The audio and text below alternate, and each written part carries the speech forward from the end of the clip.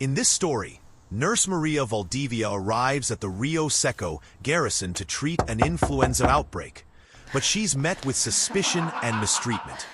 Unaware that her father is the commanding general, over the next 24 hours, she exposes negligence, saves the sick soldiers, and when the truth comes out, those responsible are expelled. Before you hear this exciting story, subscribe and hit the bell so you don't miss more stories like this. Let's begin. María Valdivia tightened the clasp on her medical bag as the delivery truck kicked up coal dust and drove away. It was 12:03 a.m. on June 3rd. The Rio Seco base sat on a barren plateau before her. Cracked adobe walls, guard posts like vulture nests, and a heavy iron gate. "Good evening," she said firmly. The nearest guard, a young man wearing an oversized jacket, rested his rifle on his shoulder and stepped forward. The lamp above the guardhouse cast a yellow glow on his anxious face. "Who are you looking for, ma'am?" he asked. "I'm Reserve Nurse Valdivia. I have an urgent order. An influenza outbreak, code 11-7. She held out the sealed envelope. The soldier examined it under the light, frowning. "Wait here," he muttered, and went inside the guardhouse. Through the window, she saw another large figure wrapped in an olive-green blanket. A second guard opened the inner hatch. "What's going on at this hour?" he yawned. Maria smelled reheated coffee and cheap tobacco. She remembered her university training. Never raise your voice. Show precise papers. Stand straight. I need immediate access to the infirmary and the infection lists. Without the commanding officer's signature, no one gets in, the corporal replied, knocking on the desk. The younger guard returned. "My corporal, the nurse says she has an urgent order, and I say without a seal, she doesn't pass." Maria clenched her fists under her white coat. "Check the general staff's countersignature. G3, medical logistics." The corporal folded the paper and tucked it away. "General staff, huh? At this hour they only send chickens. Come back with the sun." "I can't leave. There are 15 men with high fevers. Every minute counts. Every minute is the main doctor's problem, not yours. The main doctor is sick. That's why they sent me." She showed her laminated ID. Her photo, rank lieutenant in reserve, and General Valdivia's signature. The corporal read her name and laughed.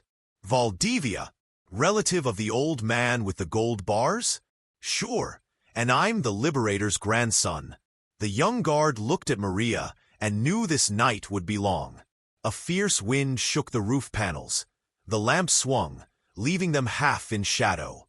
Maria knew that if she gave in, she'd lose respect before even entering. She took a step forward, planting her boots in the gravel. "Open up, or I'll file a formal complaint for health insubordination," she said, her voice as sharp as a scalpel. "Influenza doesn't wait." The corporal stood up. "Get out of here," he barked. Then to the young guard, "Write down. Individual without valid credentials, attempted intrusion." Maria looked up at the barely fluttering flag on the mast and whispered to the wind, "At dawn, I'll be inside, no matter what it takes." The gate's bolts clicked shut, alone under the cold sky. The nurse pulled her scarf tight as the first cough of flu mixed with the drifting sand. That cough wasn't just from the cold. Behind those walls, the infection was spreading. Maria thought of the reports. Collapsing lungs, exhausted recruits, not enough beds. She remembered her father's words. Uniforms must be obeyed. Lives must be saved. She closed her eyes for a moment. When she opened them, her determination burned like fresh embers. The pre-dawn silence stretched for a few more minutes. Maria stood by the gate, scarf tight around her neck, and the sealed envelope clutched in her numb fingers. Then came a metallic creak. The left leaf of the gate swung open, just enough to let Staff Sergeant Cano slip out. He was short, broad-shouldered, with a thin mustache and a flashlight in hand. The beams swept up and down her white coat, "Are you the one bothering the guard?" he asked without greeting. "I'm Reserve Nurse María Valdivia," she replied, showing her ID and the official order. "I have urgent entry orders." Kano grabbed the papers carelessly, folded them twice, and slapped them against his palm like he was testing a brick strength. The guardhouse lamp cast long shadows that made him look even more hulking. "Urgent?" he repeated, rolling the R. "You say urgent. There's nothing urgent here that I haven't approved." The young guard a few steps back glanced at Maria uneasily. He had seen her resolve and hesitated, but rank meant silence. Maria stood straight. "Staff Sergeant, my documents include the General Staff's digital signature. Please verify the chain of authenticity." Kano raised an eyebrow, almost amused. "Chain of authenticity? This is a barracks, not a bank." He swung the flashlight up to her face. "Being a Valdivia doesn't give you the right to issue orders."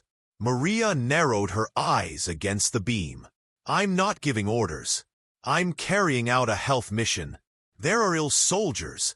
And who planted that idea?" "We've reported no epidemics," Kano lied, flicking a finger in the air. "Also, your seal looks odd." He opened the envelope, pulled out the main page, and waved it before the young guard. "See, Ramirez, this security ink doesn't shine." "Do you see it shine?" he asked. Ramirez shook his head, more from fear than certainty. "See? Cheap forgery," the sergeant declared, digging a finger into his belt loop. "You could sell this at the village fair." Maria inhaled deeply, recalling her father's advice.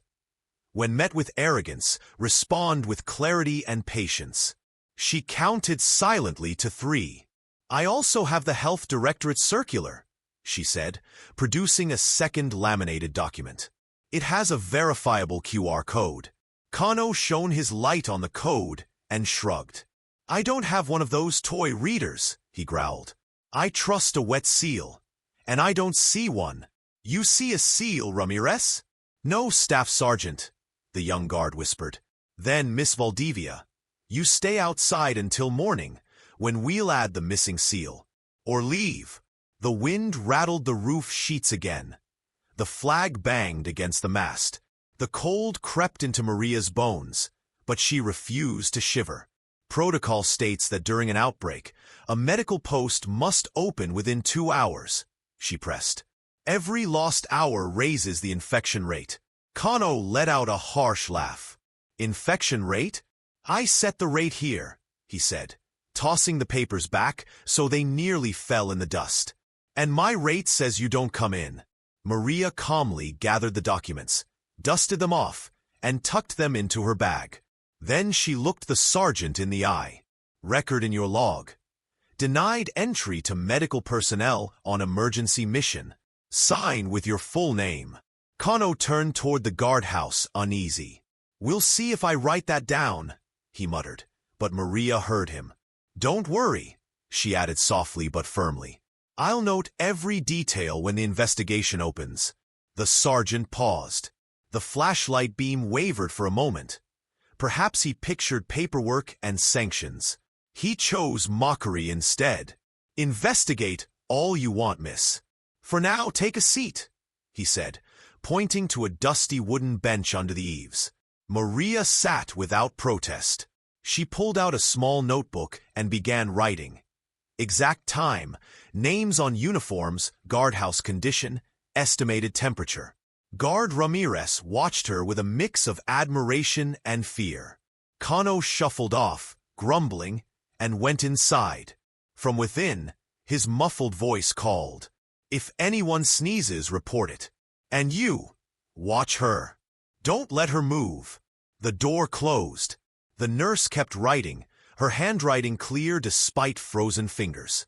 When she finished, she exhaled a white puff into the dark and whispered without looking up. 23 hours left to save them. And for you to swallow your own seal, Kano." Ramirez pretended not to hear, but a slight jaw tremor betrayed him. Somewhere in the courtyard, a recruit coughed loudly. The sound cut through the night like a distant alarm. One only a few were willing to heed. An hour after the first exchange, the wooden bench had turned into opaque ice. Maria still sat there, scarf pulled up to her nose, writing notes in her notebook when she heard dry footsteps inside the guardhouse. The side door banged open, and Lieutenant Galvez, the duty officer, appeared. Crisp uniform, stiff cap, face worn from the long night. He carried a clipboard and frowned. "Staff Sergeant Cano says you're still insisting on entry," he growled, without greeting. "Show me those papers again." Maria held out the assignment letter and the health circular, her hand steady. The lieutenant glanced at them and shook his head. "Blurred seal. Missing the quartermaster's stamp," he ruled, holding the paper up to the light. Maria stood up, and the cold air wrapped her knees. "Sir, there's no time for office formalities. There's an influenza outbreak among the recruits. I was sent to manage isolation and start treatment." Galvez raised an eyebrow. "Influenza? I've only logged common colds. No official report mentions an epidemic." "Routine reports take time," she explained. "I have clinical notes. High fevers, 2 cases of bloody cough, low oxygen readings. If we don't act today, we'll see multiple pneumonias." The lieutenant flipped through a guard duty log list, pages rattling in the wind. The dim lamp cast shifting shadows over the numbers. "Look, Miss Valdivia, right?" he said with reluctance. "Orders can sound nice, but without a blue stamp, they aren't valid here." End of story. Maria felt anger rise, but held it back. The blue stamp was phased out 2 years ago. We now use digital signatures and QR codes. Scan it with your phone, and you'll see the command chain. Galvez let out a short, disbelieving laugh. "A phone? The signal here is a joke, and my battery died yesterday. If the general staff wants something, they should send a convoy with a physical stamp." Behind him, Guard Ramirez listened, eyes twitchy. From the courtyard, another cough rang out, louder, wet. Maria turned enough to see half-formed lines of recruits clutching sleeves to their mouths. A lone bulb above them lit the floating dust. "Lieutenant," she said calmly, "every minute without treatment raises the viral load. I have antivirals and masks. I just need access to the infirmary." The officer shrugged. "All I see is a civilian in a white coat with questionable papers. My duty is to secure the perimeter. I won't risk it because you have flu stories." Maria took a measured step toward the painted line on the ground marking military jurisdiction. "I'm not a civilian. I'm a lieutenant in reserve, fully accredited. Your regulations list my rank." Galvez nodded toward her metal case. "What's in there?" "Antivirals, syringes, an oximeter, N95 masks." The lieutenant sighed. "Fine. Leave the case on the table and wait for instructions. We'll inspect its contents and any missing stamps. Until then, not a step inside." Maria pressed the case to her chest. "I cannot hand over medicine to non-medical personnel. The cold chain must stay intact." "Miss, that's final. Leave the case or leave entirely. You have 5 seconds." The air grew even colder. Maria saw Ramirez's tense silhouette, damp-stained walls, and a recruit doubling over in coughs. She bit her lip, then very slowly set the case on the table, hands still gripping the handle. "I'll leave it closed," she said. "You don't have the key." Galvez tilted his head. "Then it'll be held until further notice. Cano, escort her to the inner guardroom and keep her there while we verify her claims." The sergeant reappeared, a twisted grin on his face. Maria felt a stab of frustration, but also resolve. The more they blocked her, the more accountable they'd be. She lowered her gaze, inhaled sharply, and without letting go of the handle said, "Very well, sir. I'll record every detail and have you sign off on any delays. When the inspection comes, they'll know why the virus spread." The officer clicked his tongue, annoyed and didn't reply. With a curt gesture, he ordered Ramirez, "Take her inside, and mind that kit. Don't open it." Ramirez nodded, stifled a sneeze, and motioned for Maria to follow. The gate creaked shut behind them. Inside, the lights were yellow and flickering. The smell of sick sweat hung in the air, a reminder of what she had come to confront. Cano shoved Maria into the inner guardhouse, a small wooden room attached to the main wall. The floor creaked under every step and smelled of old disinfectant mixed with fresh sweat. On a shelf, the sergeant locked up the metal case with a clang that felt like a slap. "It's requisitioned," he growled. "The lieutenant will check it at sunrise." Ramirez, his nose still red from the cold, stood guard at the door. Maria used the yellow glow of a bare bulb to look around. A chair, a desk piled with dirty mugs, and 3 rumpled army blankets. That was it. They gave her one blanket. The rough fabric scratched her neck, but at least it cut the chill. Through the windowless frame she saw the courtyard. The moon lit up rows of crooked cots. Blankets hung like defeated flags. In the shadows, tense bodies coughed now and then, covering mouths with bare forearms. In the back, a rusty shipping container served as an improvised infirmary. Its light flickered and went out from time to time. Dust hung in the air, and that sharp, unmistakable tang of feverish sweat. "This is already an infection hotspot," she thought. She remembered records from the last outbreak. Lack of hygiene, overcrowding, poor ventilation. The scene was a blueprint of what not to do. She saw a soldier staggering toward the latrines, leaning on the wall, gasping. Another wet cough broke the quiet, followed by a muffled groan. Maria pulled out her notebook and wrote, 2:15 a.m. Recruit without coat crosses yard showing fever signs. No masks or spacing between cots. Infirmary light flickers. She sketched a small map of the area and marked with X's the spots where she'd heard sneezes. Each line was evidence against negligence. "Miss, want some water?" Ramirez whispered, poking his head in. "Thank you," she replied. "Warm, if possible." The soldier dashed to the water dispenser. Maria checked her pockets. She found a folded pack of surgical gloves, a small bottle with 3 antiviral pills, and a digital thermometer. Small items, but they could make a difference. Ramirez returned with a trembling plastic cup. "Here you go. Sorry about before. I have no say in this." "I know," Maria said, taking a sip. "Tell me, how many men are sick?" The young guard looked around uneasy. "I've counted 17 with fevers. 2 can't lift their heads. The doctor, he's in bed too." Maria gripped the cup. She asked quietly, "How many free beds? How much drinking water? How many masks left?" Ramirez answered as best he could. All signs confirmed her worst fears. The outbreak was out of control and headquarters were in denial. When the soldier returned to the door, Maria underlined in her notes, "Vital risk within 12 hours." She closed her notebook, took a breath, and stood. She eyed the locked case.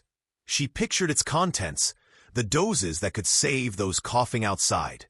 A gust of wind blew dust through the crack, covering the floor in a gray film.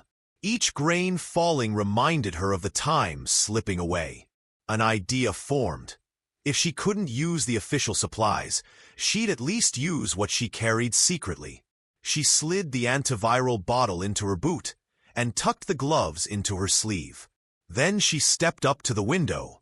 A recruit bent over and vomited near the trash pile. Another tried to help without a mask, grabbing his shoulder. Maria bit the edge of the blanket to keep from shouting orders no one would follow. Her helplessness turned into firm resolve. "I will not give up," she murmured. She remembered her father at the old training ground saying, "True authority is service, not command." A pang of nostalgia hit, but she set it aside. Now she had to think as both doctor and officer, even if they treated her like an intruder. She sat again and wrote an action plan with 3 steps. Find alcohol, or soap for disinfection. Identify the worst cases and prioritize antivirals. Figure out how to alert outside authorities, bypassing the local chain of command. She slipped the paper into her inside pocket. At exactly 3 a.m., a distant whistle sounded. Guard change. Kano came in to watch her, smirked, and tossed her another tattered blanket. "Cozy?" he asked. "Following protocols," she replied without looking up. Kano laughed and left, leaving the door ajar. Before it closed, a soldier's groan cut through the night. Maria looked up. The infirmary container's light went out completely and didn't come back on. A heavy silence filled the yard. Only coughs and uneven footsteps remained. Maria rose, pressed her hand against the splintered window frame, and set her immediate goal: retrieve her medical kit before sunrise. That key was the border between containment and disaster. A motor roared outside the wall. Tires screeched to a stop at the gate, and a beam of light hit Ramirez's eyes. Staff Sergeant Cano hurriedly opened the door and snapped to attention. Captain Agustin Rojas stepped out of the jeep. Polished boots, chest full of insignia, cap tilted just so. His expensive cologne clashed with the damp smell of the courtyard. "What circus have you set up now?" he barked without greeting. Kano pointed at the guardhouse. "An army nurse insists on entry, sir. She says she has urgent orders." Rojas laughed shortly, like swatting a fly. "A nurse? At this hour it's usually smugglers or ghosts," he said, striding to the door of the guardhouse. "Show me your savior." Inside, Maria stood as he entered. She noted his neat black mustache and crooked smile, signs of overplayed authority. Rojas swept his eyes over the room, stopped at the locked case, then looked at her. "So you're the miracle doctor?" he asked, mocking. "Nice white coat for this pigsty." "I'm Reserve Nurse Valdivia," she corrected. "I have antivirals and protocols to stop an outbreak. I need entry to the infirmary now." Rojas examined the ID Kano handed him and grimaced. "No central office signature, no seal. Invalid document. A school press prints better copies," he announced loudly so the soldiers in the yard could hear. About 10 half-asleep recruits watched from a distance. Their coughs rumbled like quiet thunder. The captain waved her ID. "Lesson 1, men. Anyone can pose as a health angel." He turned to Maria. "But here, insignia rule, not medical stories. Commanding isn't the same as protecting, Captain," she said, fighting anger. "Your men are sick." Rojas stepped so close she smelled his cologne. "My men obey and don't complain," he whispered. "See any complainers? Just cold and laziness. You're not needed." He faced the recruits and raised his voice. "Fetch this lady a broom. At least she can sweep before she leaves." Weak laughter rang out. Other throats rattled with coughs. Maria clenched her fists. "I didn't come to sweep. I came to heal." Rojas yanked her blanket away, leaving her shoulders exposed to the biting cold. "Heal, heal," he repeated. "Here, iron and discipline heal. And I decide who enters. You Kano note, provisionally detained for lack of credentials," the sergeant wrote in his notebook. The captain eyed the case. "What's in here?" he asked, testing the lock. "Dr. Toys? Protected medication," Maria explained. "It needs refrigeration and logging." Rojas tossed the case to Ramirez. "Take it to storage. Keep it cold until someone in an office with a tie approves." The soldier nearly dropped it but obeyed, while Maria watched helplessly. Rojas turned back to her, handing over the dirty blanket. "This is all you deserve until your story checks out. Captain, time matters more than pride," she said quietly but firmly. "When one of your men can't breathe, they'll come for me." He smiled coldly. "If someone dies, we'll blame you for disturbing our sleep." He gestured toward the yard. "Attention, troops. This lady will be our guest in the old holding cell for disrespecting the chain of command. That'll teach her the value of a SEAL. He ordered 2 recruits. Take her to the old cell. No talk. And have chains ready. Don't let our doctor get away. The young men, clearly ill, moved forward. Maria saw cold sweat on their brows and smelled their fevered breath.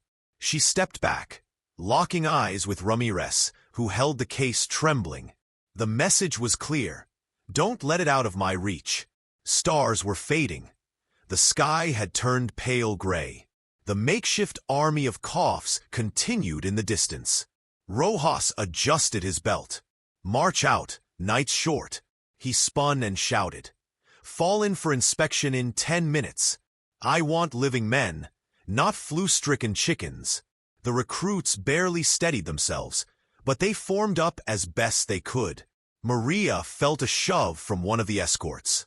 Walk, the soldier whispered kindly. The echo of boots on cobblestones set the pace as they led her from the guardhouse.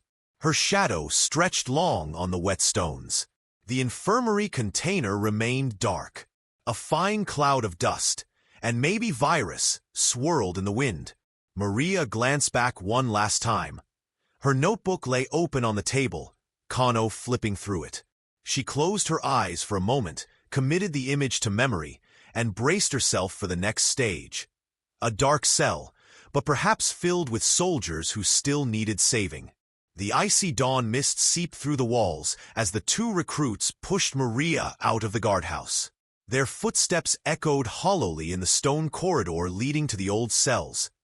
A roofless passage where the dew settled like cold needles on skin. One soldier, barely 20, with sunken eyes and chapped lips, had handcuffs dangling from his belt. The other dragged his feet, weighed down by fever. Maria watched them sideways. They saw double, sweating even though the thermometer read below freezing. Easy, she whispered. Breathe slowly. The younger soldier tried to smile, but was overcome by a coughing fit that bent him double. A dark drop splashed on the floor. His comrades steadied him without protest. Neither had the strength for the military pride their captain demanded. The passage opened onto an iron gate. A rusty padlock hung like a burden of time. A drowsy sergeant, blanket over his shoulders, stood by, noting names on a wooden board. Prisoner for insubordination, the feverish recruit murmured. Louder, the sergeant grumbled. Insubordination and alleged document forgery. The other soldier repeated with effort. Maria felt the younger man's hands tremble. His temperature must be about 39. The sergeant merely scribbled and swung the gate open. A stench of damp and human confinement flooded in. Inside, a narrow brick hallway revealed cells lining each side like dark hollows. The bars creaked at the slightest touch. As they walked, a memory broke through her thoughts. The gleaming halls of central headquarters in the capital, where her father, the commanding General Valdivia, strode up the stairs firmly, and she, as a child, tried to keep pace. Step forward, Maria, he'd said. Every step is an order carried out. Years later, she remembered his solemn office. Her first nurse's uniform, his golden epaulets, a folder labeled ethics between them. She had exposed mistreatment in an allied battalion. He urged her to stay silent for the good of the Corps. She refused. They fought. Loyalty to the uniform, he'd shouted, comes above all. Not above saving lives, she'd replied, walking out without looking back. Since then, a wall of silence. A creak jolted her back to the present. The sergeant unlocked the last cell. The swinging lantern cast a dim glow on a dirt floor and a splintered bunk. A bucket served as a toilet. Maria hunched her shoulders to hold in what little warmth remained. You stay here, the sergeant said, striking a match that barely lit the cell. The feverish recruit staggered.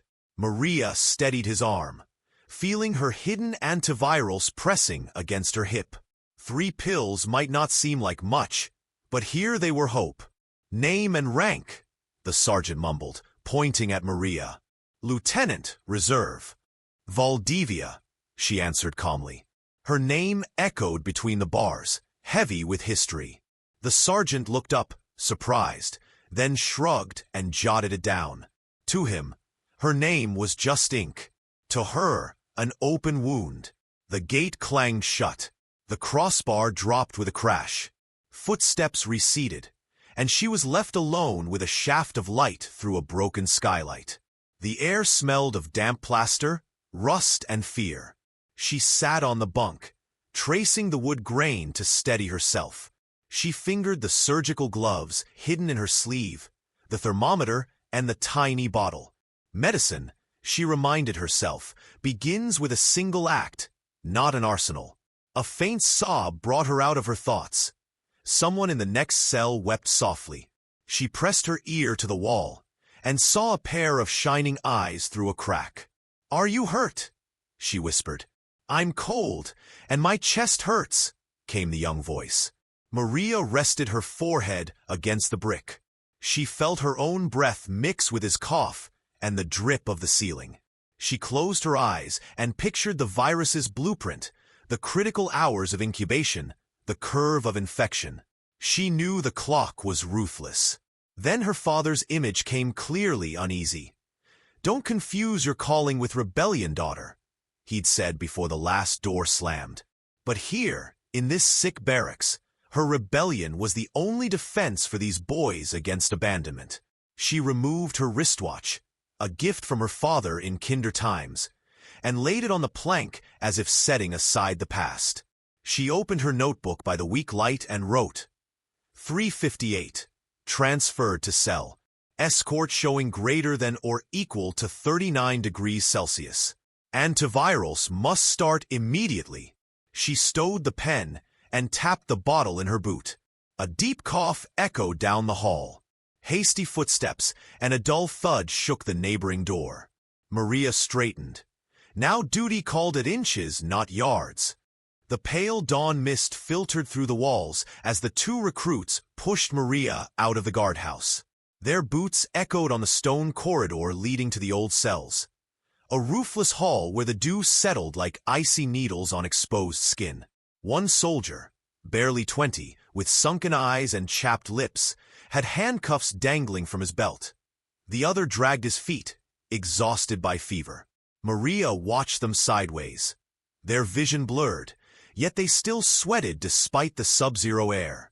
"Take it easy," she whispered. "Breathe slowly." The younger recruit tried to smile, but was hit by a coughing fit that bent him double. A dark spot hit the floor. His buddy steadied him without a word. Neither had the strength for the captain's proud order. The hallway ended at a heavy iron gate. A rusty padlock hung like a relic from another era. A drowsy sergeant, blanket over his shoulders, jotted notes on a wooden board. "Insubordination prisoner," the feverish recruit murmured. "Speak up," the sergeant grumbled. "Insubordination and alleged document forgery," the other soldier managed. Maria felt the young man's trembling hands. His fever was likely around 39 degrees. The sergeant just scribbled and unlatched the gate. A musty, cramped odor rushed in. Inside, a narrow brick corridor revealed cells lined up like dark voids. The bars groaned at every touch. As they walked, a memory surfaced. The bright halls of central headquarters in the capital, where her father, the commanding General Valdivia, climbed the stairs with purpose, and she, as a little girl, struggled to keep up. "Step forward, Maria," he'd said. "Every step is an order fulfilled." Years later, she'd seen him in his office, golden epaulets gleaming, a folder labeled ethics between them. She had reported mistreatment in an Allied battalion.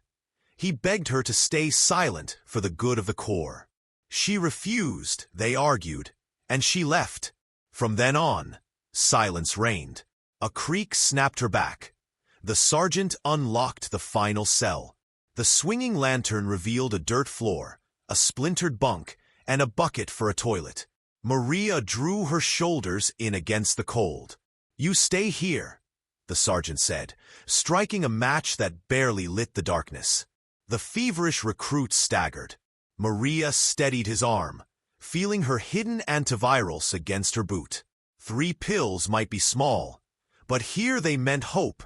Name and rank, the sergeant demanded, pointing at her. Lieutenant Reserve. Valdivia, she answered calmly. Her name echoed through the bars. The sergeant glanced up, surprised, then shrugged and wrote it down. To him, it was just ink. To her, an old wound. The gate slammed shut. The crossbar fell with a clang. Footsteps faded, and she was alone with a shaft of light through a broken skylight. The air smelled of damp plaster, rust and fear. She sat on the bunk, running her hand along the wood to steady herself. She fingered the surgical gloves secreted in her sleeve, the tiny thermometer, and the small bottle. Medicine, she reminded herself, starts with a single act, not an arsenal. A faint sob from the next cell pulled her attention. She pressed her ear to the wall and saw 2 bright eyes through a crack. "Are you hurt?" she whispered. "I'm cold, and my chest hurts," a young voice replied. Maria rested her forehead against the brick. She heard her own breath mix with his cough and the drip from the ceiling. She closed her eyes, pictured the virus's timeline, the critical hours of infection. The clock was merciless. Then her father's voice echoed. "Don't mistake your calling for rebellion, daughter." But here, in this sick barracks, her rebellion was the only defense these boys had against being forgotten. She slipped off her wristwatch, a gift from her father in gentler times, and placed it on the bunk as if laying down the past. By the dim light, she opened her notebook and wrote, 3:58 a.m. Transferred to cell. Escort showing greater than or equal to 39 degrees Celsius. Administer 75 milligrams oseltamivir orally. Cold compress applied. Pulse 120 BPM. Reassess in 30 minutes. Urgent 4 hydration needed, cannot administer. She tucked the note into the recruit's boot lining. If anyone found it, he could speak for himself. When she finished, the young man opened his eyes for a moment. "Name?" she asked. "Gomez." "Thank you, Lieutenant," he murmured. "Rest now, Gomez. Stay still." She slipped back into the corridor. Taking advantage of the darkness, she resecured the makeshift nail in her door's latch. It looked locked, but a twist would open it again. She sat on the bunk, waited for her heart to settle. Her hands burned inside the gloves. She knew the day ahead. Helping one soldier was a spark of hope, but keeping it secret and saving them all without formal authority would be the real challenge. Distant footsteps approached. She slipped the tiny screwdriver into her shoe and lay back, feigning sleep. A patrol guard passed without stopping, casting only a sleepy glance. Once the echo faded, Maria breathed out, a brief relief, knowing that the true task wasn't just saving one, but saving all without supplies or permission. Dawn cast a pink stripe through the skylight. The light fell on Gomez's face, now calmer. Maria allowed herself a small smile. This little victory was hers, but his fever would return without full treatment. She needed her kit, and a way to get the truth out of this barracks. In the distance, recruits carried water buckets, whispering. Maria heard her own name mixed with helped. The news was already spreading. The pale dawn sun was just peeking over the hills when word began to spread through the barracks like a breeze warmer than the cold air. The imprisoned nurse had saved Gomez. First it was the 2 recruits who'd escorted Maria. Then the guards in the watchtower whispered it.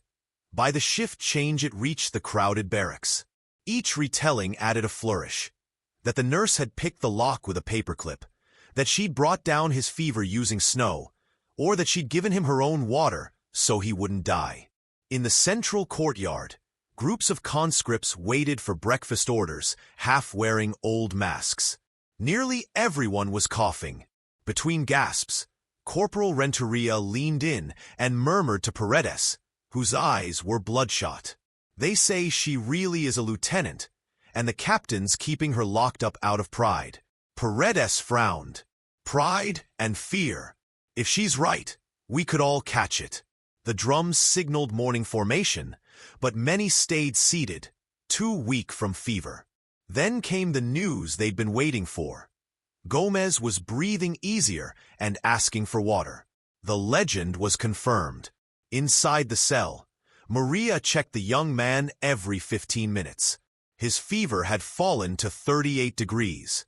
She wrapped him in the driest blanket she could find and gave him small breadcrumbs to settle his stomach before the antiviral kicked in. He managed a weak nod of thanks. The hallway still lacked a steady guard. The sergeant was delayed checking papers at the outer guardhouse. Maria seized the moment to write fresh notes. On a clean sheet, she began a formal report to the regional general staff, outlining the outbreak, the symptoms, the supply shortages, and local command's negligence. She knew she'd need a trusted messenger. In the courtyard, Captain Rojas's thunderous voice boomed to break the unrest. Formation. Anyone not in line faces immediate arrest. The recruits struggled to stand. Some doubled over coughing. Rojas strode through the ragged lines to where Renteria and Paredes leaned against each other. Sensing the rumors, he pointed a finger. "What are you whispering about?" "Nothing, sir," Renteria lied. "Nothing." Rojas stepped closer. "Talking about that imposter? That woman's a fraud. Anyone can hand out a pill and play hero." Paredes, pale, dared speak. "But Gomez feels better, sir." Rojas hissed. "Better? That's your imagination. Quiet, and stand at attention." He raised his fist to pound a post for emphasis, but a sudden sneeze stopped him. He brought his sleeve to his nose. The soldiers exchanged furtive glances. Even Rojas was showing symptoms. Tension spiked. The conscripts, once obedient, now shared the same thought. The nurse knew more than their own captain. Whispers rippled through the ranks, eyes darting toward the tower where the requisitioned medical kit was stored. Weak Renteria leaned toward Paredes. "If she can help us, we can't leave her locked up." Nearby, Ramirez, the young guard who'd watched Maria from the start, clenched his fists. He remembered her determined eyes when she'd vowed to save lives. His hand grazed the depot key in his pocket, the one that opened the medical storage. It was chow time. Rojas retreated to his office, handkerchief stained crimson. Rumors swelled again. One recruit collapsed in the dust. Another knelt to help him up. The sanitary chaos was plain, and authority felt fragile. Inside the cell, Maria heard distant, confused orders and knew the tide was turning. If the troops fell sicker, they'd demand her help openly. She watched Gomez, now asleep but stable, and carefully folded the letter she'd written.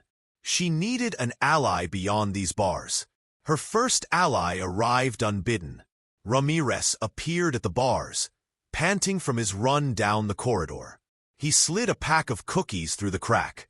"For the patient, and we believe you're right." Maria nodded gratefully. "I need this note delivered to Corporal Renteria. He'll know what to do." She handed him the letter. Ramirez hid it alongside the depot key.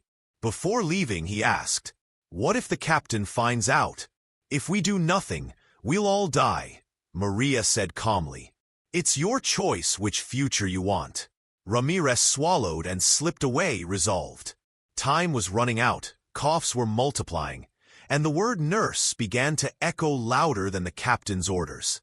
The pale dawn light filtered through the broken skylight, drawing a stripe across the floating dust. Maria, seated on the wooden bunk, neatly copied her medical notes with clear, unembellished handwriting. Cases, symptoms, temperatures, duration, and pneumonia risk. She titled the document Emergency Health Report Number 01, Rio Seco Barracks, and stamped it at the bottom with her fingerprint. The only seal no one could dispute. She warned that the infection rate had already topped 60% of the troops, and that the chief medical officer was incapacitated. She recommended immediate quarantine, full antiviral courses, and reinforcements. She finished the last line, just as the corridor lantern came to life. Corporal Renteria appeared at the bars, sweating and holding a cup of weak tea. In his sleeve was the short note Ramirez had passed him.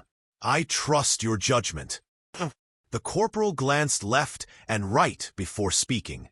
"I've got 5 minutes. The captain mixed paracetamol with coffee and says we're fine, but half of us can't handle the fever." Maria passed him the folded report. "Take this to the radio operator and request a direct frequency to the regional general staff. Use the health code Albatross. They'll know the order is genuine." Renteria read the heading and swallowed hard. "If they catch me, I'll face severe charges. If you don't, you and your section will suffocate," she replied softly. "Duty and obedience don't always match." The corporal pressed the paper to his chest. His reddened eyes searched for an excuse to refuse. He found none. He opened the keyring at his belt and slid a small bottle of saline solution through the bars. "For Gomez," he said. "It's not much, but," he shrugged. Maria smiled in thanks. "This will help rehydrate him." "Thank you, Corporal." "Don't make me out to be a hero," he grumbled, though pride trembled at his lips. "Just don't let my men die." He tucked the report under his jacket and slipped away silently. At the corner, he saw a patrol guard talking to a cook, used the distraction to head for the communications tower, and vanished behind the metal door. Maria turned back to Gomez's cell. The soldier slept fitfully. She carefully administered the saline orally with a needleless syringe so he wouldn't choke. His hot skin absorbed the fluid like dry sand. She noted the intervention in her private notebook. Outside, the courtyard buzzed with whispers, coughs mingling with hope for reinforcements. At 5:45 a.m., 3 quick bell taps sounded. The internal signal for message transmitted. Maria closed her eyes briefly and silently prayed that it was Renteria at the radio and that the code truly meant report sent. Before she could celebrate, a heavy door slammed and Captain Rojas's rough voice rang out. "Bring me the call log. I want to know who's using my radio without permission." Rojas's boots stomped toward the cell corridor. Ramirez darted ahead to warn her. "Lieutenant, the captain's furious. He says he smells treason." Maria took a deep breath. She couldn't hide her fingerprints, so she refocused on caring for her patient and concealing the thermometer. She spread the clean blanket, sat where the captain would see her, and adopted a calm expression. Her pulse pounded in her throat, but her father's voice from childhood parades reminded her. "Keep your chin up, even when everything shakes." Captain Rojas's silhouette appeared at the corridor's end, coat wrapped tight and handkerchief pressed to his mouth. He coughed before shouting, "Open every cell. I want logs, notebooks, whatever these slackers are writing." Maria watched the sergeant's keys jingle. She knew her notes could be seized, and with them the evidence. She pressed her notebook to her side, planning possible escape routes within this makeshift prison. The clatter of keys and Rojas's labored breathing mixed with another soldier's cough, tolling like a warning bell. Maria realized the captain's worst enemy was already inside his own lungs, and he still refused to see it. The captain was breathing hard when he reached the cell corridor, but he still stomped his boots to show his authority. The sergeant unlocked the bars with shaking hands. A sour smell mixed with the cold mist. "Everyone, face the wall," the captain thundered. The prisoners obeyed weakly. Maria stayed seated next to Gomez, who was sweating again. Seeing her still, Rojas lifted his baton. "When I give an order, it's followed." Maria rose calmly, step by step. "The soldier needs rest," she said. "His fever is 38.6 degrees Celsius." "I'll decide his fever," Rojas snapped, but his voice cracked into a harsh cough. His handkerchief showed a faint red stain. His rigid posture wavered for an instant. The sergeant began rummaging through blankets and planks. He found Maria's notebook. Rojas snatched it and flipped through its pages full of data. Temperatures? Names? Reports? He muttered. This will never exist. He tore it in two and handed the pieces to the sergeant. Burn it with kerosene in the kitchen. Then bring the logbook. We'll rewrite it now. Maria pressed her lips together, but spoke up. Erasing records won't heal your men. They need antivirals and oxygen.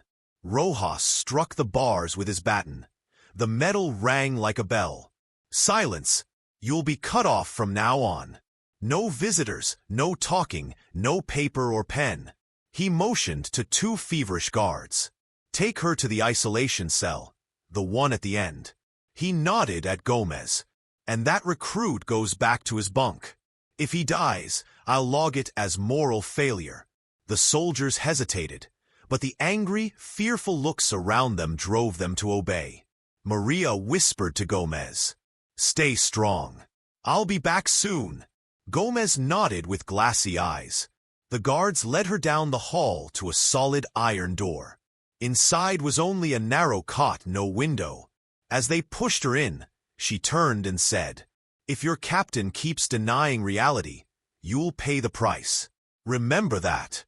The hinges squealed, and the latch fell with a heavy thunk.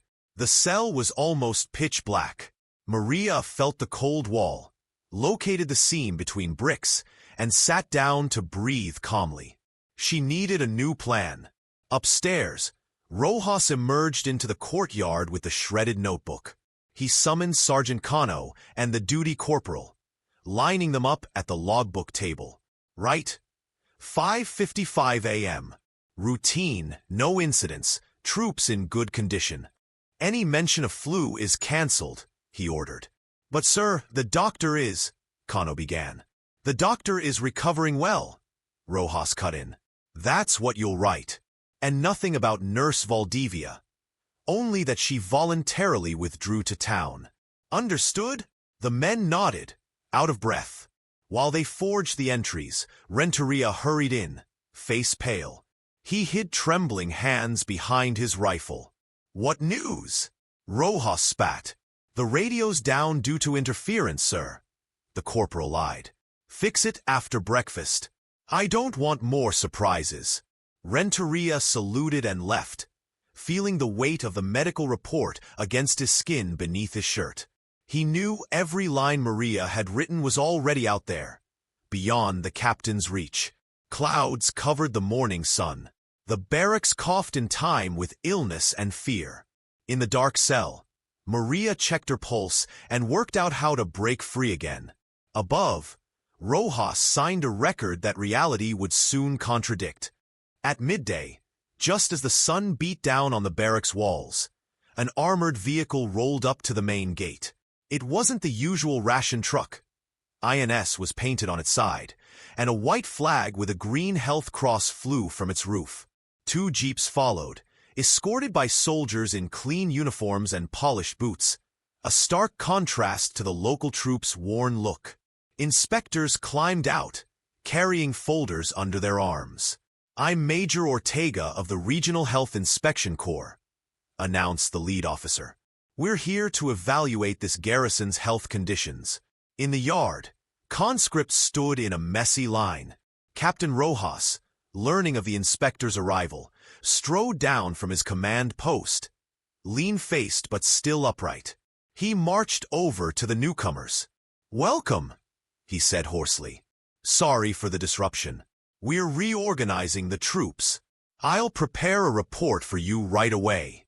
Major Ortega replied politely. "We've received a preliminary, worrying report. May we see your logbook and the infirmary status?" Rojas bowed with overdone solemnity. "Of course. Let me verify details with my trusted staff." He led them to the guard post where Maria's medical kit had been seized. Sergeant Cano and Corporal Renteria presented the logbook, rewritten that very early morning. The pages were spotless, with no mention of any outbreak, only routine service, troops in good condition. Major Ortega silently flipped through the book. Lieutenant Galvez, who joined the inspection party, added, "There are no serious illness records here." The chief medical officer is stable, and Nurse Valdivia returned to town for personal reasons. Ortega whispered to his aide, who nodded. As they moved on, the lead officer inspected the temporary infirmary tents. For empty stretchers, neatly folded sheets, and an almost full medical kit. No masks, no visible patient files, no saline solutions. Everything looked polished for the visit. On the surface, the setup hid the real chaos. Rojas proudly gestured, "We've reorganized the infirmary. It's for your inspection, but everything's in order." Ortega closed the logbook and looked up. "I understand. Thank you for your transparency. However, we've also received reports of declining unit performance and lack of basic supplies. We will inspect your quarantine quarters ourselves." Rojas tensed. "We have a controlled access protocol. A detailed inspection requires higher approval." "We'll decide that," Ortega replied. "For now, please cooperate." The captain grudgingly agreed. He folded the inspector's request form and pocketed it. Then, spotting the cook hastily disinfecting dishes, he barked, "Clean this area thoroughly and bring the kitchen inventory. I want everything spotless." The inspectors followed Ortega down a side hall, passing the communications tower where Renteria had sent the secret message. Ortega paused and pointed to rusty antennas. "Is this installation operational? Radio interference could jeopardize medical coordination in emergencies." "We're waiting on parts," Cano lied. "But it usually works within 24 hours. The major noted it. Rojas's sweat became more visible. Ortega added, "We'll stay 2 hours, then issue our report." "At your service," the captain said without conviction. As the inspectors walked away, Renteria leaned toward Cano, pale-faced. "If they decide to dig deeper, it'll all backfire on the captain." Cano nodded. "I did as commanded, but this doesn't add up." At that moment, Major Ortega returned with a medic in a white coat. He stopped before Rojas and, without preamble, demanded, "Let us inspect the quarantine cells." Rojas blinked, planted his feet, and shouted, "There is no formal quarantine. Everyone is on duty." The inspector's smile was cold. "In that case, I insist. I'm responsible for public health. Your refusal is obstructing our inspection." Rojas swallowed hard but relented. He called to his guards, "Open those doors immediately." Tension spiked. Soldiers glanced nervously at the tower, the infirmary tent, and the locked door to Maria's cell. Suspicion had finally lit the fuse. Major Ortega stepped forward, opened his folder, and said, "All right, we'll review every area, point by point. Your orders stand for now." Late afternoon's orange light filled the barracks when suddenly the main gate creaked under the weight of an imposing convoy. 3 official vehicles, shiny despite the dust, rolled in and stopped at the command post. From each hung golden banners bearing the Military Health Division's emblem. 2 serpents entwined around rods. Their headlights lit the courtyard like twin moons, casting recruits' shadows long across the gravel. Captain Rojas, who had just ordered the mess hall tidied, came to a halt. Sergeant Cano and Corporal Renteria watched him. Rojas, still clutching his stained handkerchief, stepped forward, his expression hardening. From the lead jeep stepped a tall figure in a dark dress jacket with golden epaulets. Each footfall echoed with authority. It was Commanding General Valdivia, Maria's father and veteran of distant campaigns. The solemn presence from her letter stood before them in person, and an immediate hush fell over everyone in recognition of his supreme authority. "Good afternoon, Captain," Rojas greeted, voice tight as he straightened his cap. "Welcome to Rio Seco." The general looked over the yard, the lined-up, coughing recruits, then the health inspectors at his side. His gaze paused briefly at the cell doors, manned by 2 guards. "I am Commanding General Valdivia," he announced in a clear, deep voice.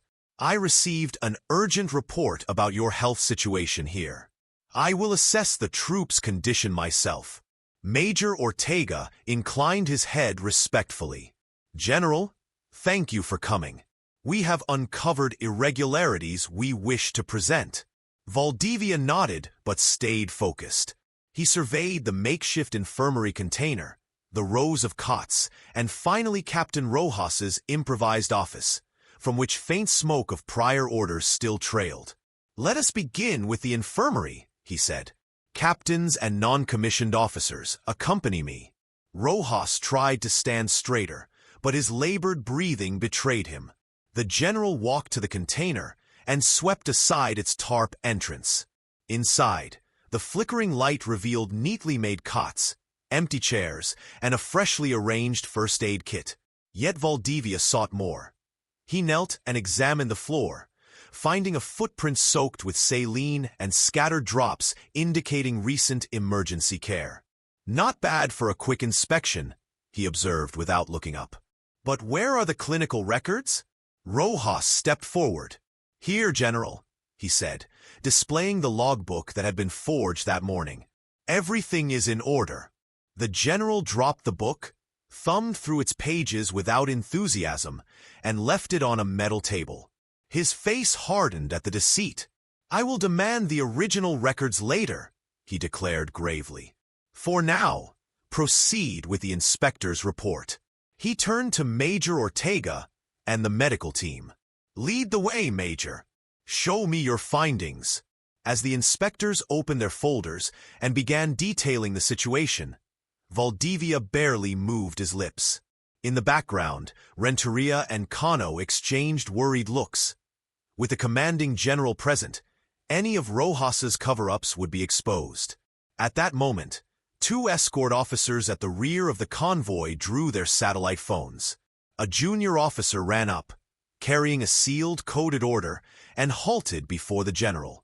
General, High Command Directive. Top priority. Verify anomalies without delay. Report directly to headquarters. He held out the stamped paper. Valdivia took the order, expression stern. Understood, he said. Let's continue the inspection. He tilted his head slightly, as though searching for something, or someone, he did not expect to see. The sun dipped behind the mountains, casting a golden aura around his uniform. It was the silent signal that, from that moment, the barracks' fate would begin to change irrevocably. Commanding General Valdivia strode down the cell corridor, flanked by Major Ortega and 2 medical officers. Behind him, Captain Rojas tried to keep his composure, adjusting his cap as his boots echoed on the stone floor. When they reached the last cell, the general raised his hand to halt the group. That's the one held for insubordination, Rojas announced, pointing at the closed iron door. The general nodded. At the sergeant's signal, the door swung open. Maria, leaning against the wall, looked up at him calmly. Around her, the guards stood at attention, stiff but wary. The dim light inside revealed the sweat on her forehead and the lines of fatigue. "Who is she?" the general asked, voice steady. "Sir," Rojas replied measuredly, "this is Miss Valdivia, Lieutenant Reserve. I detained her for presenting documents missing official seals and for interfering with troop isolation." The general frowned and stepped forward, fixing his gaze on Maria. "Valdivia," he repeated, as though the name felt out of place. "Are you related to me?" Maria lowered her eyes for a moment, then lifted her chin. "Father," the general corrected in a soft, almost sorrowful tone. "I'm your daughter." A heavy silence fell over the corridor. Major Ortega, the sergeant, Rojas, and the inspectors froze, exchanging stunned looks. No one spoke. Rojas's face went pale. The handkerchief slipped from his hand and fell to the floor with a soft rustle. Maria kept her voice steady.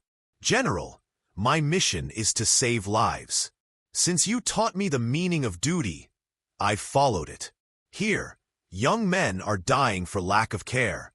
The general's eyes softened, emotion restrained behind his rigid uniform. "I remember when you were a child, begging to help in the field hospital," he said quietly. "I always knew you would do great things. But this place," he raised his voice, "this place runs on lies and fear." Rojas faltered, looked to Cano for support, only to find the sergeant's gaze averted. The unspoken solidarity had vanished. The general turned to the inspectors. "Major Ortega, does your preliminary report match what I'm hearing now?" Ortega nodded and stepped forward with his folder. "General, we have confirmed the influenza outbreak. The high fever readings and low oxygen levels match the original reports. The provisional infirmary lacks critical supplies. The tampering with records proves negligence and forgery." Meanwhile, the escort guards watched in amazement. Renteria exchanged a knowing glance with Paredes.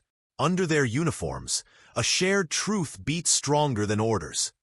Authority without justice cannot stand. The general took a steady breath and addressed Rojas in a grave tone. "Captain Rojas, how do you explain this?" Rojas swallowed and gripped his roll. "My commanding general, I was following orders to maintain discipline."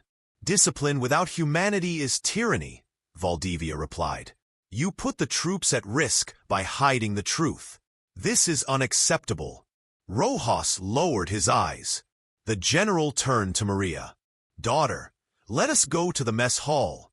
I need to hear the full details from you." Then, to the guards, "Report to High Command that I am taking command of this garrison until further notice. No one here may give orders without my approval." In that moment, the NCO's expressions changed. Tension melted into renewed respect. Captain Rojas went even paler and fell silent. Maria felt her father's proud gaze and was flooded with relief. Commanding General Valdivia held his gaze on Captain Rojas as the inspectors and medical officers spread out across the reorganized yard. The sun beat down, but the midday heat couldn't dampen the tension. Valdivia raised his voice. "Captain Rojas, swear before me that you have fulfilled your duty to protect the troops' health." Rojas swallowed, cleared his throat, and stared at the ground. "My general, I followed orders to maintain discipline and order." The general held up a hand. "Enough! Let me personally inspect the guard posts and their procedures." At his gesture, Major Ortega and Lieutenant Galvez began checking the sentry boxes, the watchtower, and the duty logs. Valdivia himself opened the improvised infirmary. Its flickering light revealed poorly washed bandages and improperly stored masks. He turned back to Rojas and demanded, "Show me the original logbooks and every night duty report." Sergeant Cano tried to hand him a pristine new notebook. "This is the updated one, General," he said, voice shaking. Valdivia frowned, set it aside, and pointed at the table where the earlier book lay. "Now burned to ashes. That's not the original. You yourselves burned it." The inspectors approached, Major Ortega's report in hand. "General, we've confirmed 3 serious violations: hiding a viral outbreak, failing health standards, and tampering with official records." Valdivia gave an order. 2 guards firmly seized Captain Rojas. He tried to resist, but pride drained from his posture. The original requisitioning sergeant stood back, head bowed. "Captain Rojas," Valdivia said gravely, "you are under arrest for insubordination and gross negligence." "Guard, put him in irons." The guards clipped metal cuffs onto Rojas's wrists. The recruits, lined up at a respectful distance, watched in disbelief as their leader was punished. Valdivia then addressed the sentries involved in Maria's detention and the kit seizure. In a clear, firm voice he declared, "Corporal Cano and Corporal Renteria, you are relieved of duty and subject to investigation." Then to the sergeant, "All duty sentries stand down until we determine your level of responsibility." One by one, the men in uniform were escorted to the makeshift detention area. In that moment, the power of the uniform bowed to military justice. From her isolation cell, Maria heard the measured footsteps recede. Valdivia turned, unlocked her door with a key around his neck, and said softly, "Daughter, I need you with me. There is much to fix." She nodded, still clad in her sweat and dust-stained coat. Their eyes met, and no words were needed. Father and daughter knew truth had won. As they crossed the yard, medics and recruits looked on with renewed hope. The general raised his voice one last time. "From now on, this garrison is under my direct command. All health protocols are in effect without exception. Those who wish to protect their comrades' lives, join Nurse Valdivia. The rest will be reassigned according to regulations." His words echoed off the walls. Under the sun, the uniform shone, not from polish, but from the certainty of a new direction. Maria walked beside him, ready to restore medical care and reorganize the field infirmary with her father's full support. The disciplinary council convened in the barracks mess hall, now a makeshift tribunal. Long wooden tables lined chairs, and a raised platform where Commanding General Valdivia and Major Ortega sat. Before them, escorted by guards, stood Captain Rojas, Sergeant Cano, and several sentries involved. At the back, Maria stood beside her father, her coat still stained with dust and sweat, but her gaze steady, certain she'd done the right thing. The general tapped the table with his fist and spoke firmly. "This is an extraordinary council. By day's end, we will pronounce the sanctions for the serious events of the past 24 hours. Major Ortega rose and read aloud. Grave offense of concealing an epidemic outbreak. Negligence in caring for troop health. Manipulation and forgery of official records. Disobedience of superior orders." A murmur of shock rippled through the room. Rojas clenched his jaw, knowing there was no escape. The general called for silence. "I will now pass sentence. Captain Rojas is immediately dismissed from the army, stripped of rank and honors. All non-commissioned officers and sentries who falsified data and unjustly detained Lieutenant Valdivia are expelled. Anyone who obstructs medical duty or endangers comrades' lives is disqualified from military service." As Ortega stamped each order with the general's seal, the accused lowered their heads and were led away. Rojas was last, giving Maria a look of hatred and shame, without a word. With the seats empty, Valdivia stood and addressed the room solemnly. "Effective immediately, I declare a health intervention at Rio Seco Barracks. The field medical service is reactivated under Lieutenant Maria Valdivia's command. Medical reinforcements will deploy from the capital. Isolation stations, antiviral supplies, and oxygen will be set up. An immediate inventory of supplies and transparent clinical records are required." Maria felt the weight of responsibility and the unwavering support of her father and Major Ortega, who nodded respectfully. In the yard, recruits and medics broke the silence with a brief, heartfelt applause, a tribute to justice and duty fulfilled. Valdivia turned to Maria. "Lieutenant, congratulations. You've shown that true leadership protects life, not rules by fear. I trust you to lead this intervention with the same courage." Maria bowed her head. "Thank you, General. I won't let you or the troops down." Valdivia looked to the glowing horizon. "By tomorrow morning, this barracks will breathe a new air of justice and health. So I decree." The first light of dawn filtered through the wooden slats of the field hospital, turning the rows of freshly arranged cots to gold. An expectant hush ruled the yard, broken only by the soft murmur of recovering patients as they caught their breath after fever. Reinforcement nurses who'd arrived overnight checked thermometers and 4 lines, while doctors organized the antiviral and oxygen supplies. At the center of it all, by a table piled with paperwork, stood Maria Valdivia, her uniform spotless now, and the head of medical services, armband shining on her right arm. "Good morning, everyone," she greeted clearly. "Today we begin a new chapter. Every wound, every fever, every story that comes through these doors will be met with the utmost care and transparency." Behind her, commanding General Valdivia, her father, watched with pride.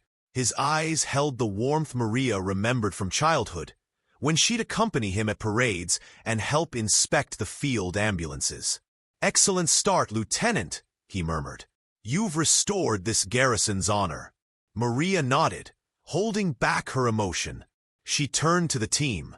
"First, review all admission records. Every recruit admitted during the outbreak must appear with date, time, and symptoms. No omissions.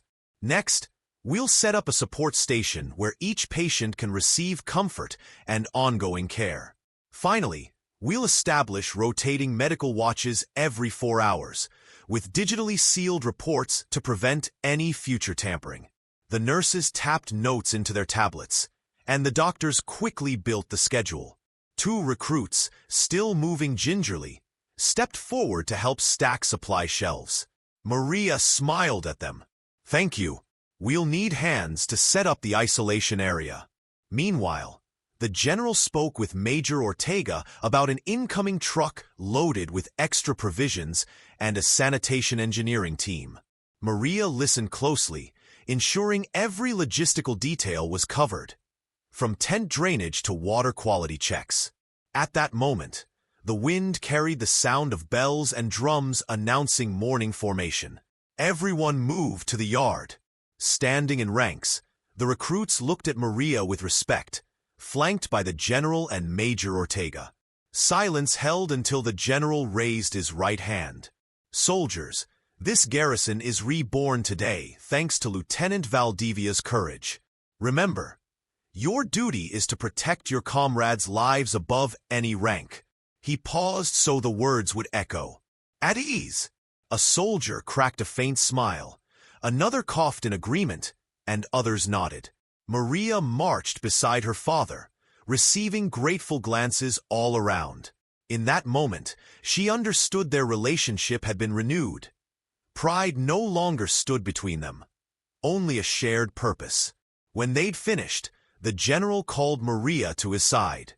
In a quiet voice only she could hear, he said, "What begins today is the fruit of your honesty and belief in life. Thank you, my daughter." Maria placed her hand on his shoulder. "Thank you, Father, for reminding me that true command is service." They shared a silent, understanding moment as the sun climbed higher and its first rays touched the pristine cots. Under that pure light, Rio Seco Barracks breathed relief and hope for the first time, ready to write its story with humanity and without the shadows of negligence. If this story touched your heart, tell us in the comments which part moved you the most. Don't forget to subscribe, turn on the bell, and give a like so you won't miss more stories like this one. See you next time.